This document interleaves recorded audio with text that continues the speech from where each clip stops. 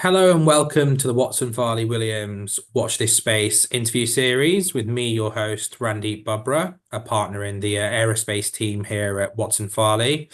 In today's episode, we'll be discussing a number of interesting topics with our guest, who I'm delighted to introduce and welcome, Sameer Karimbhai from ABS. And also, I suppose it's worth saying, until recently, you were GC of OneWeb as well.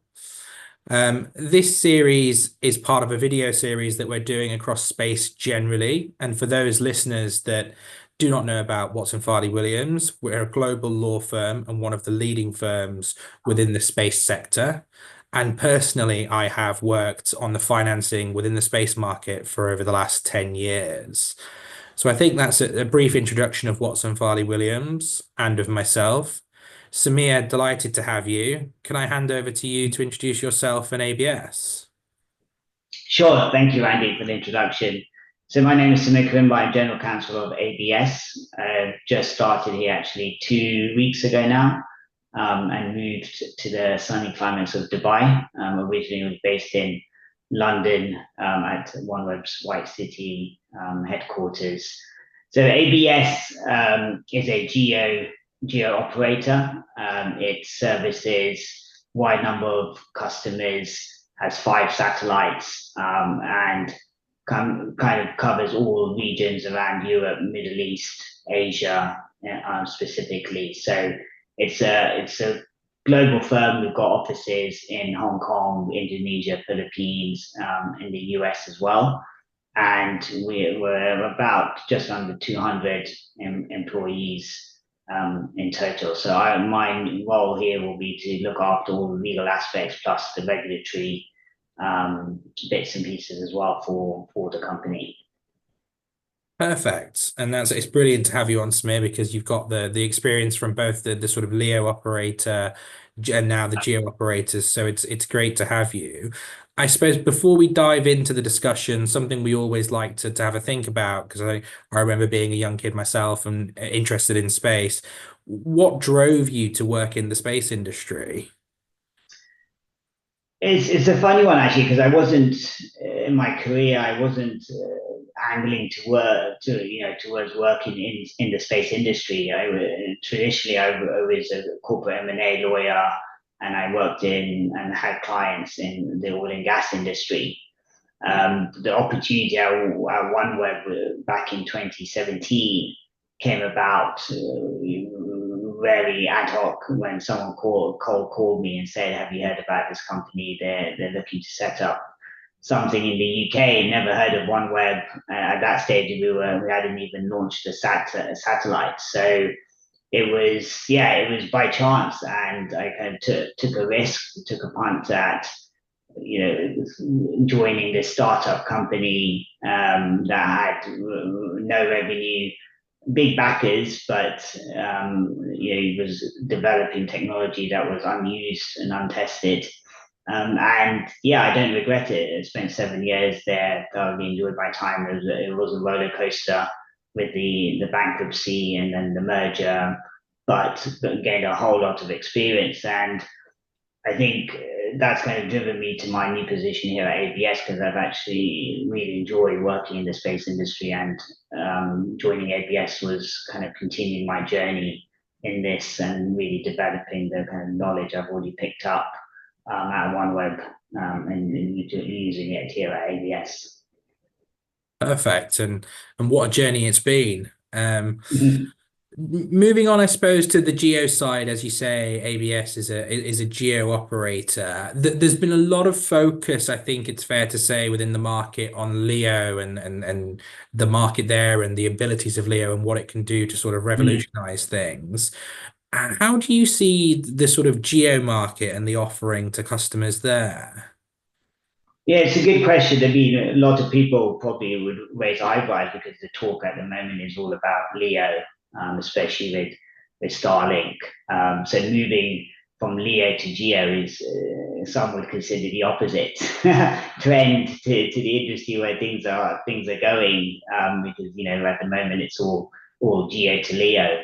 So I mean, one of the reasons I think GEO is still going to play a pivotal role is, the coverage it has is still quite expansive, and it has high latency but proven technology. I think on the LEO side, yes, you do have the advantage of low latency due to the proximity to the Earth, and it's affordable with the likes of Starlink. But you need thousands of satellites for global coverage, and I think the key advantage of traditional GEO satellites is the resiliency, especially from customers such as the military, where they will want to ensure that the service is uninterrupted, and the kind of best efforts basis that Starlink uses isn't necessarily the right one for certain customers. So I think GEO definitely has an important part to play.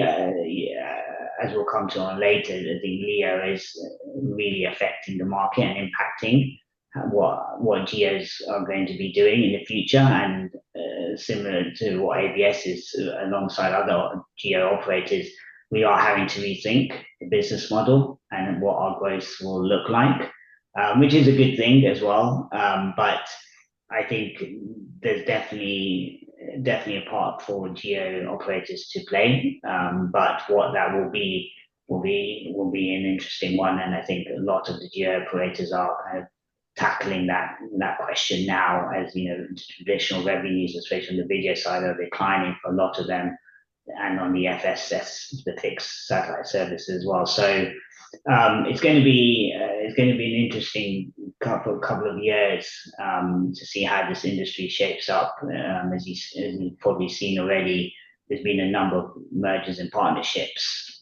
So I think that will probably continue. But there's definitely space for both the GEO and LEO operators, I think, to still coexist. Yeah, I think you've summed it up brilliantly there, Sameer. I think that's definitely what we're seeing from people in the market, that there is space for both, and that you need to have both GEO and LEO there. I suppose everyone knows one of the big issues with LEO, outside of the sort of things you mentioned, is also the pure cost of getting these constellations up there. On the GEO side, and maybe you've already kind of touched on some of them, but are there challenges you see in the short to medium term for the GEO operators? In terms of satellites, take ABS as an example. We've got five satellites at the moment. They have a wide coverage, but their lifespan is a lot longer. So just kind of traditional LEO satellites at the moment is 6-7 years, maybe a bit more. So there's a continuous reinvestment needed with replenishing their satellites. So it's the GEO, you've got a good satellite you can get, 10 plus years potentially out of it. So I think that on the GEO side, there's not as much of kind of launching satellites as there is on the LEO side. I think it's much more trying to utilize existing satellites, and then on top of that, trying to bring in other capacity, whether it's LEO or MEO, to complement the GEOs, and kind of offer a kind of multi-orbit solution. So I think the cost associated with the GEO operators definitely is nothing like what the likes of Eutelsat, OneWeb, and Starlink face when they have to keep on replenishing the existing suite of satellites. No, that's perfect. I suppose one of the things, I suppose, touching on those LEO operators and kind of connectivity that you mention, I suppose there's lots of players in that market. There's lots of demand, and people sort of see certain verticals, particularly that is sort of moving towards the LEO space.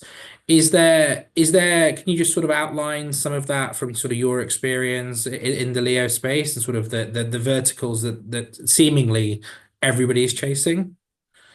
Yeah, I think from the LEO side, in my time at OneWeb, we were increasingly looking at 4 or 5 verticals. Enterprise and telco was a big one. Aviation, and maritime, where you've got large cruise ships and planes want the demand for connectivity was very high. You've got government and cellular backhaul as well, and then you've got kind of the community Wi-Fi, where you've got these remote villages that aren't connected, and being able to have a satellite, a LEO satellite could provide signal to a single kind of Wi-Fi station, and then be able to spread that out to the community. So there were a number of verticals. I think as a market scene, Starlink are really joining forces with a number of the big airlines now to provide that connectivity in the skies. A lot of people are happy about it, some probably not. Where traditionally going in a plane was your chance to relax and switch off from the world, but soon I don't think that will be the case. And then you've got maritime, these large oceans where there's nothing, no connectivity at all. So I think the LEO verticals have played a big role, and I think the consumer part of that was, what Starlink really came in at very quickly. They were, very much a B2C. OneWeb's kind of, I guess, strategy was B2B, where we didn't want to kind of compete against the traditional kind of operators like the Vodafones and the AT&Ts and the BTs, but actually wanted to partner with them to give them this offering to their customers. But Starlink, is now kind of expanding its footprint, away from just the consumers to some of the more traditional LEO, GEO kind of customers like the military. Hence the kind of GEO players are really getting affected now by the kind of demand and growth of these LEO constellations. It's interesting, yeah, as you sort of mentioned, the sort of everyone focusing on aviation and maritime, we are losing that ability to switch off in the air when you're on a plane, which I personally at least am very sad about. Yes. Although on the cruise ships, I remember doing sort of conference calls where various people were on cruise ships, and even a voice call, the reception is so poor on the sort of satellite side. So I think there probably is a great room for improvement there. Yeah. But I suppose just picking up on that Leo point, because I suppose there is a difference between B2B and B2C, as you say. In a world of the Internet of Things and kind of thinking about barriers to entry, is there something there that, certain operators have done well, or how you sort of see that market in terms of removing those entries to getting into that space? Yes, I mean, Starlink is a good example of how they're vertically integrated, so they've been able to really drive down costs and get the terminals out there to a number of consumers. You can go to the John Lewis or Costco and pick up a box, plug it in, and pay the kind of monthly subscription fee, and there you are, you're connected. So I think that's been great to get customers really buying up the services. In OneWeb hasn't had the same advantages of being able to manufacture everything internally. So the costs associated with using the OneWeb service is higher, but there's also the kind of SLAs associated with the service. The more people that are using the Starlink service, the less the quality decreases. Whereas OneWeb SLAs are just built on a different basis. So it depends on what you're looking for. I think the service pricing, I think, will continue to be driven down by competition. You've got Kuiper, you've got Telesat, other entrants coming in.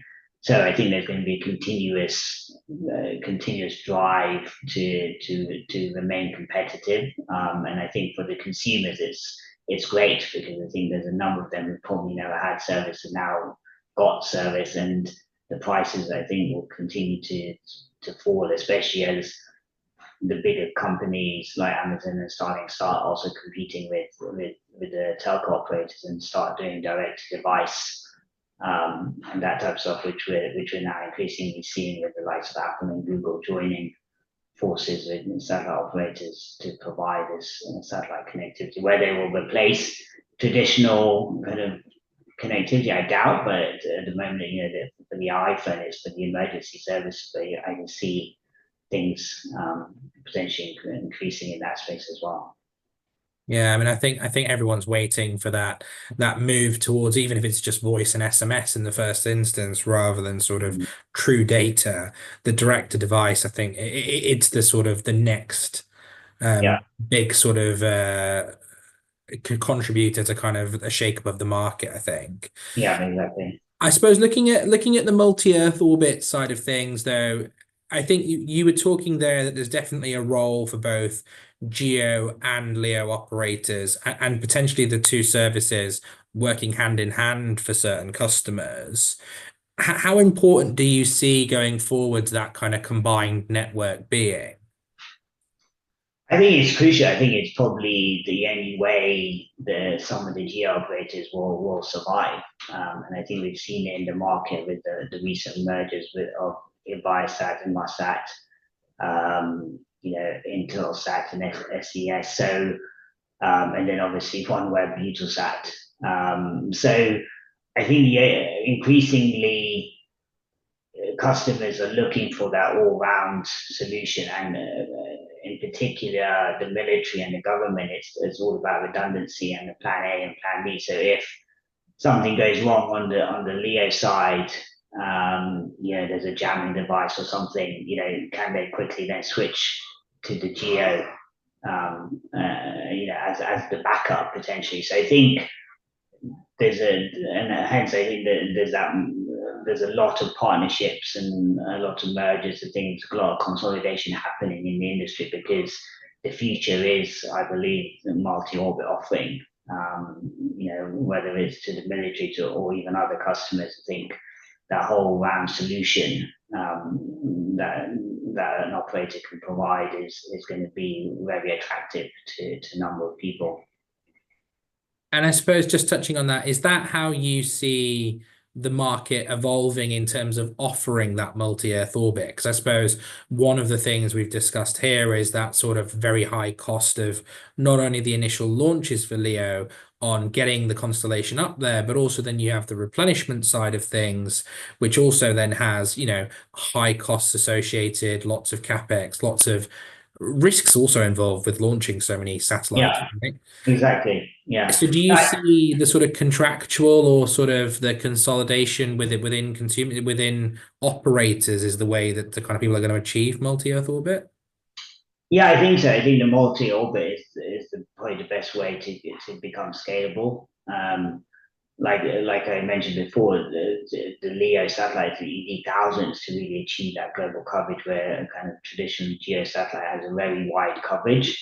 Yes, the latency isn't as good, but it covers a wide area of land. So I think the only way to really survive and grow as a business is to have this kind of seamless offering, that I think customers will really crave for. I think the LEO players, as you mentioned, it is extremely expensive to kind of launch your own kind of LEO constellation. So you would have a mix of the LEO and then the GEO and even the MEO, right, which kind of gives you that middle offering there as well. So I think the future is this kind of multi-operate, and it doesn't necessarily mean combinations of the GEO and LEO operators, but even more, it's kind of partnerships, contract reselling the services, that type of stuff. I think we'll see more and more opportunities for the operators to really kind of get and penetrate the market. And the MEO market actually in particular is interesting because you see all these operators moving towards LEO and really pushing that side of things. But actually in MEO, outside of O3b, there's very limited offerings in that space. So it'd be interesting to see how that grows. Yes. I Yeah. suppose looking to the future, we've spoken about Starlink a lot. I suppose we briefly mentioned Kuiper as well. How do you see that impacting the market sort of over the next 5 years?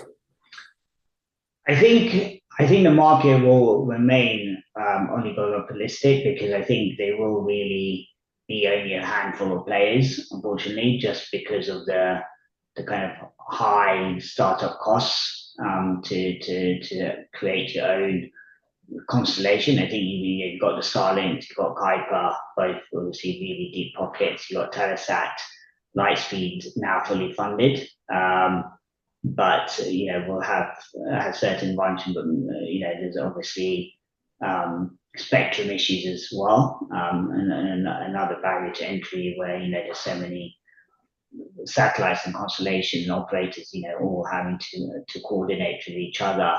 And then you've got kind of the political play as well. China's supposedly building its own constellation. We've got the Europeans now looking at a kind of the Iris Squared solution, which is going to be their own thing. And then obviously with what's happening in the US with Starlink really driving the force and the kind of relationship between Musk and Trump. What depending, who knows what will happen there. So I think it'll be an interesting. It'll be an interesting few 5 years. I just can't see that many independent LEO operators suddenly kind of coming out of bunch just because of the startup cost, like I said, but also just the competition. I think Starlink are so far ahead. I'm not sure anyone's going to be able to catch them, but that's why it's going to be exciting times when Amazon comes online to really see what they can offer, and I'm sure they'll have some interesting ways to bundle their offering with AWS, because they already have a massive consumer base, which obviously Starlink didn't have. So I'm going to be very interested to kind of watch what happens over the next 5 years. Yeah, I think we're all watching that space, pardon the pun.